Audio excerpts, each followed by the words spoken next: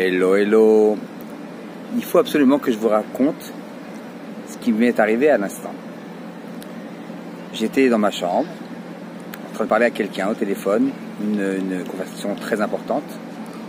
Et à ce moment-là, il y a un infirmier qui rentre et qui se met devant moi. Et moi, je ne peux pas le regarder parce que je parle dans une conversation très importante où je ne peux pas détourner mon regard. C'est rare, mais ça arrive. Et lui, il croit que je lui manque de kavod. Et il s'énerve, il me dit shalom, et je ne peux pas le regarder. Parce qu'à ce moment-là, je suis occupé à quelque chose de très important. Et il part, fâché. Donc j'ai fini ma conversation et je vais le voir. Je lui dis, tu voulais me dire quelque chose? Il me dit, non, c'est trop tard. Et quand il me dit ça, moi je me rappelle que c'était la phrase que je disais quand j'étais enfant. Une phrase d'ego qui, quand c'est trop tard, c'est trop tard. Et j'ai de la peine, et vous m'avez vexé. Et donc on s'est un petit peu engueulé. Puis je suis reparti dans ma chambre, et puis je me suis habillé. Et puis je suis retourné le voir. Je lui ai dit, je m'excuse si je t'ai manqué de kavod.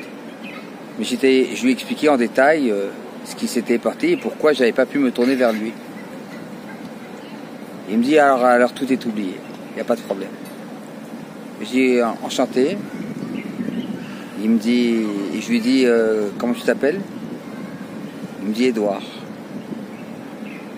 Et là, je me rends compte que moi aussi, vous me connaissez sous Chaim, je suis aussi Edouard. Et que j'avais rencontré une partie de moi-même que je voulais oublier et que à Dieu, il m'a renvoyé. Pourquoi je vous raconte ça? Parce que le sens de l'épreuve, il n'est pas toujours là où on le croit. Et ce qu'on voit de quelqu'un qui traite un problème, c'est peut-être pas le plus important dans la vie. Le plus important, c'est l'ego. Le plus important, c'est d'avoir la foi. Et peut-être que Dieu m'a montré ça pour que je vous en parle.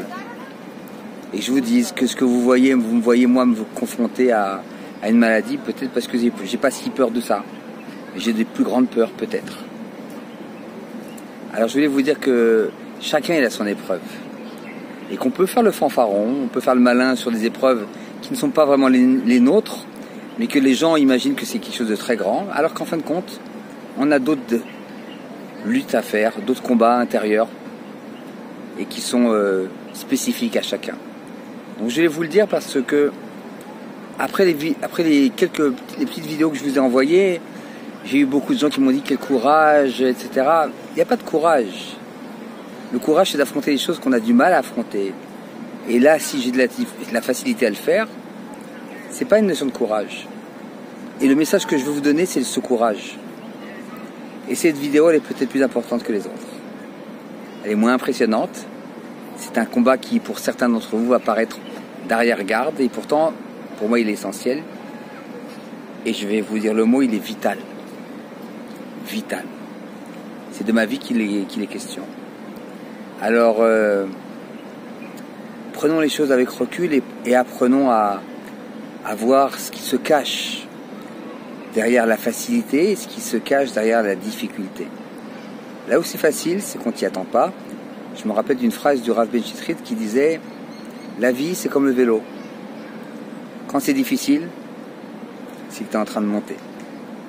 Quand c'est facile, c'est que tu es en descente. »